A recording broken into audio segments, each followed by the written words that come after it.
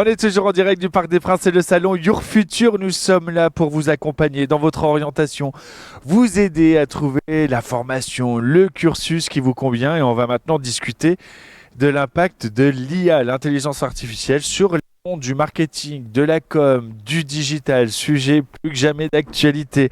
Pour en parler, j'ai le bonheur d'être avec Yann Lévy. Bonjour. Bonjour à vous. Merci d'être avec nous. Vous êtes directeur de l'EDBS. Alors, EDBS, pour celles et ceux qui nous rejoignent, qu'est-ce que c'est?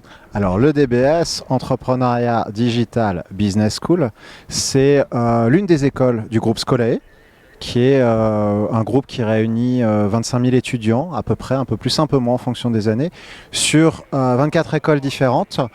Et le DBS fait partie des écoles qui sont très spécialisées. C'est une école qui est à la fois très jeune parce qu'elle existe depuis 5 ans, mais qui a beaucoup d'expérience parce que le fait d'être adossé au groupe fait que l'essentiel de nos intervenants sont des professionnels qui sont dans leur marché respectif depuis très longtemps. Certains ont 15 ans, 20 ans d'expérience, continuent à avoir une activité professionnelle, que ce soit dans des grands groupes ou en indépendant. Et ça fait un petit peu partie de notre ADN pédagogique puisque on a toujours eu à cœur d'associer ce qui doit se travailler à l'école et se comprendre en classe, et puis la réalité des marchés auxquels on prépare nos étudiants et nos apprenants, en fait. Alors justement, on va rentrer dans le vif du sujet, si vous le voulez bien.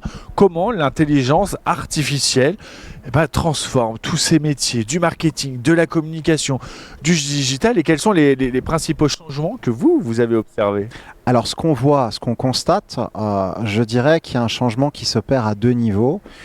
Un premier niveau qui n'est pas spécifique à l'intelligence artificielle, mais finalement, c'est une question qui est posée à chaque fois qu'il y a une innovation qui apparaît. Avant l'intelligence artificielle, il y a eu le big data. Avant le big data, il y a eu les réseaux sociaux, qui est de se demander comment ça va transformer les métiers. Mais il y a toujours un premier champ qui est un peu réticent, qui est de se dire quels sont les métiers qui vont disparaître. C'est souvent une question qui se pose aujourd'hui dans l'actualité, c'est est-ce que l'IA va tuer des métiers? Est-ce que demain il va y avoir un chômage massif? Est-ce qu'il y a des jobs qui vont se perdre, qui vont disparaître définitivement?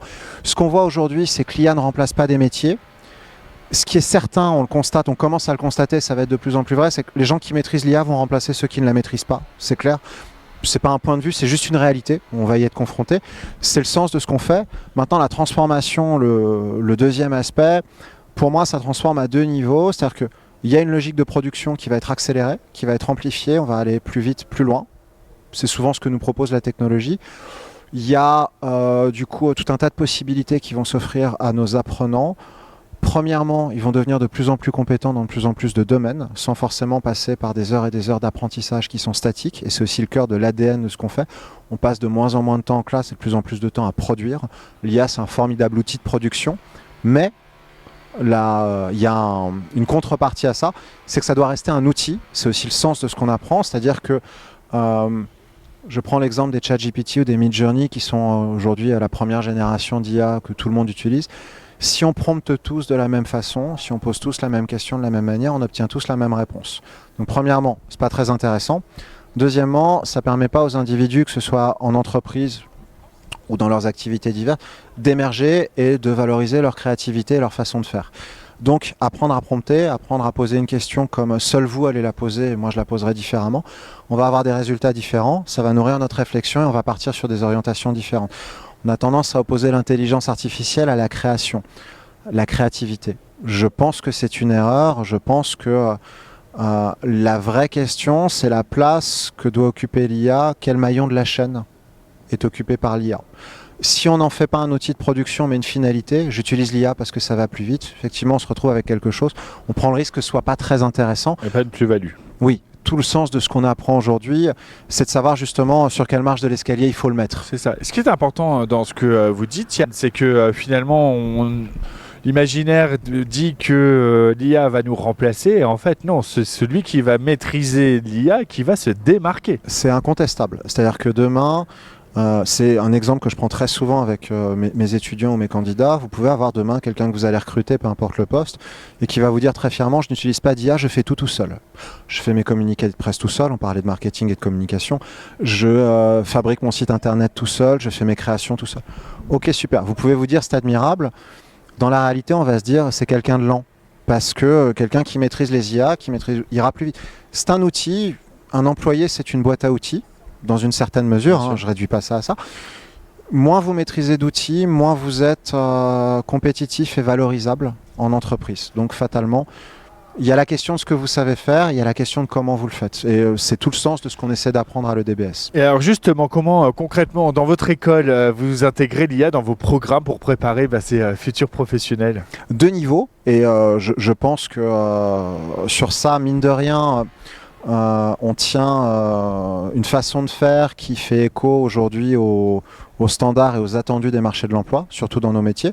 Le premier niveau, c'est de continuer à avoir des cours qui sont assez classiques, produire un site, travailler sur une application mobile, faire du design, mais on intègre l'IA dans le processus de fabrication. Moi, j'ai plein de candidats sur le salon aujourd'hui qui me disent « on est au lycée, nos professeurs ne veulent pas qu'on utilise l'IA parce que c'est triché ». Peut-être qu'à leur niveau, c'est un parti pris qui peut se discuter, mais qui peut s'entendre. Ils n'ont pas les armes pour bien utiliser l'IA. Oui, et ils ne les préparent pas à un emploi. Voilà. Ce qui est, nous, on fait de l'alternance dès la première année parce que notre métier, c'est de faire en sorte que les élèves demain aient un métier. Donc, même sur quelque chose d'assez classique comme écrire un communiqué de presse. Waouh! On parle toujours dans le micro, ça va. On est en direct, c'est le Parc des Princes, c'est le salon Your Future. Là, on vous prouve que c'est pas l'intelligence artificielle qui a fait le fond. C'est très impressionnant. C'est très impressionnant. Merci beaucoup et bonne journée. Très impressionnant. Alors nous, on va rester. Tout va bien. On est toujours en direct. Donc il y a ce premier schéma qui est de dire on travaille sur des savoirs et des productions classiques, mais on intègre des nouveaux outils. Et puis il y a un deuxième volet de cours qui est vraiment dédié à l'IA et d'apprendre à s'en servir. On vous entend dans le micro. En fait, continuer dès que je parle d'IA, la voix essaye de m'empêcher. Alors cette voix, c'est de l'IA ou c'est pas de l'IA? Je dirais que c'est une vraie voix. Je dirais que c'est une vraie voix car je sens un petit peu l'hésitation. C'est authentique, c'est naturel. Et on sent son agacement. L'IA est jamais agacée. L'IA n'est pas agacée pour l'instant. Après, elle est censée répliquer ce qu'on fait, donc elle finira par s'agacer ou s'émouvoir de certaines choses. Mais je pense que c'était du vrai. Et donc le deuxième volet de cours, c'est tout simplement apprendre à servir de l'IA, apprendre à prompter. Que ce soit du texte, que ce soit de la photo, que ce soit de la vidéo ou du son. Vous avez une IA là, qui est sortie il n'y a pas longtemps qui s'appelle Suno.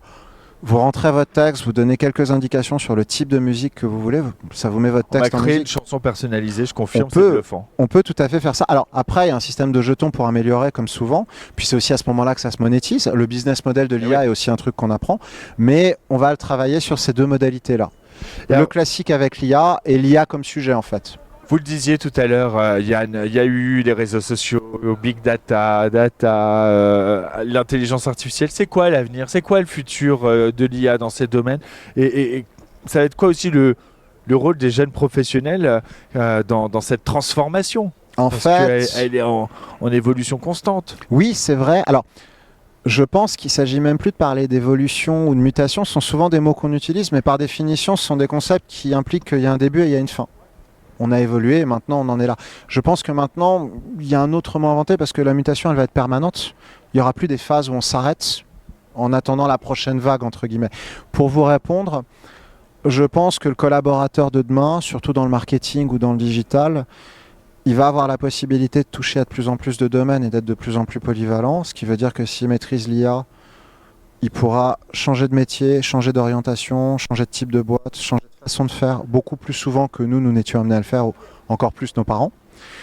Je pense aussi qu'à un moment, le compromis qui va devoir se trouver, c'est entre le fait d'utiliser l'IA comme une finalité, c'est pas mieux mais ça va plus vite, c'est pas mieux mais c'est probablement moins cher, et d'avoir des gens qui vont vraiment émerger, qui vont devenir des créatifs de l'IA, c'est-à-dire qui vont réussir à mettre de la personnalité, à valoriser une identité au sein de l'IA. Encore une fois, si on prompte tous de la même façon, on obtient 100 fois le même résultat. Si on obtient 100 fois le même résultat, est-ce qu'il est toujours aussi intéressant? C'est une vraie question. Pour vous répondre, ce qu'on voit aussi, là en France, on est peut-être un petit peu en retard, ou en tout cas on est un petit peu en retrait par rapport à ce qui se fait aux États-Unis ou en Asie. C'est que l'IA au quotidien va prendre pour partie la place qu'occupaient les moteurs de recherche jusqu'à maintenant. C'est-à-dire qu'aujourd'hui, moi je vois mes étudiants, je pense qu'ils ne sont pas exceptionnels. Pose la question. C'est-à-dire que quand ils ont une question à poser, ils la posent de moins en moins à Google, ils la posent de plus en plus à ChatGPT. C'est-à-dire qu'une question complexe, l'IA va la prendre en charge et le moteur de recherche, s'il n'évolue pas, va devenir un truc un petit peu utilitaire. En fait, vous allez demander où est-ce que je peux manger pour moins de 10 € pas loin du Parc des Princes à midi un vendredi. Google va me répondre. Est-ce que tu peux me faire 3 pages d'explications sur le rôle de telle technologie et son impact dans le droit social? C'est pas Google qui va chercher. On va avoir de moins en moins le réflexe. Sauf que l'intelligence artificielle, elle est nourrie et donc on peut aussi après se méfier des réponses qui sont données. C'est très vrai. Là où peut-être un moteur de recherche, lui, va confronter des sources et proposer des sources, non pas une réponse. Oui, c'est vrai. Il y a la question de la vérification des données, qui est une question qui va toucher les deux. Des opportunités professionnelles. Il y a des opportunités sur la vérification et la façon dont elles sont formulées. Il y a très probablement, c'est déjà le cas, hein, là je prédis pas l'avenir, les moteurs de recherche qui vont être obligés de se mettre à l'IA. Et il y a aussi des garde-fous qu'il va falloir poser. Ah, on a reparlé de l'IA. Vous avez dit garde-fou. J'ai dit garde-fou immédiatement, oui, vous avez raison. Vous voyez, on est dans le thème. Je prends un exemple tout bête qu'on a fait cette semaine. C'est quand même un petit peu embêtant. Je prends un exemple tout bête qu'on a fait cette semaine. Moi, je suis chercheur. Dans le cadre de ma thèse de doctorat, j'ai beaucoup travaillé sur le cyberharcèlement. Quand vous demandez à l'IA les facteurs qui conditionnent le cyberharcèlement, qui fait que vous avez plus de chances, vous ou moi, d'être cyberharcelé demain, l'IA vous sort souvent les 4 mêmes facteurs, qui sont vrais. Hein. Il y a votre couleur de peau, il y a votre appartenance religieuse, votre orientation sexuelle, votre appartenance politique dès lors que vous la rendez publique. Ce que l'IA ne va pas dire, et pourtant c'est central, c'est qu'aujourd'hui en France, 83% des gens qui sont harcelés sont des femmes. Quand on atteint ce score-là, c'est pas un détail, c'est qu'on a plus de chances d'être harcelé parce qu'on est une femme, c'est une réalité. Je vous le dis, vous tombez pas de votre chaise, intuitivement on le sait. L'IA ne le mentionne pas. Quand vous demandez à l'IA de vous présenter en photo une personne qui accomplit des tâches ménagères, l'IA vous présente systématiquement une femme. Il y a un certain nombre de choses qu'il faut implémenter, il y a des correctifs, des ajustements. La notion d'éthique et la notion légale sont aussi des points qu'on travaille parce qu'on va être amené à le faire de plus en plus. C'est un exemple, il y en a plein, hein, mais j'imagine qu'on est sur un format court. Voilà, mais ça fait partie, c'est-à-dire que l'IA, c'est une globalité en fait des savoirs. Et justement, le sujet est passionnant et on pourrait continuer à en discuter.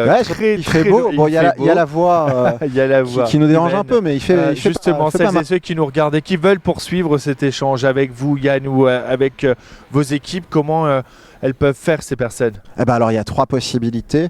À l'EDBS, vous pouvez bien sûr venir à une journée portes ouvertes, vous inscrire à un concours, on en a en continu toute l'année. Ce que je conseille assez souvent, on a la chance d'être un campus accueillant avec une équipe qui est assez importante et finalement des effectifs qui sont tout à fait gérés. Le jeu de l'alternance fait que le campus n'est pas systématiquement plein tout le temps. Le conseil que je donne assez souvent aux gens, et c'est vrai aussi pour nos cours, c'est rien ne vaut l'exemple, au-delà des journées portes ouvertes ou des concours, demandez à passer, prévenez-nous, envoyez un mail ou téléphonez-nous, demandez à visiter l'école un jour où les étudiants sont en cours.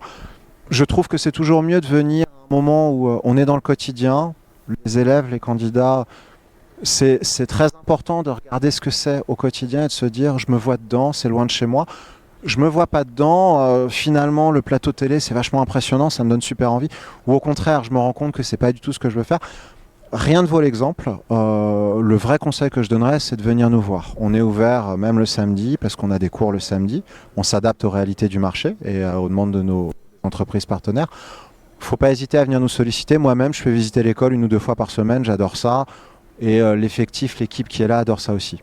Et le rendez-vous est pris et d'ici là, EDBS est une des écoles partenaires de ce salon Your Future et donc on peut venir vous rendre visite ici au Parc des Princes jusqu'à demain. Merci beaucoup Yann Lévy. Merci à vous. De EDBS, c'était passionnant. Merci. D'autres échanges passionnants, toujours en direct du Parc des Princes, c'est le salon Your Future. Allez, j'espère qu'on a fait naître des vocations. À tout de suite.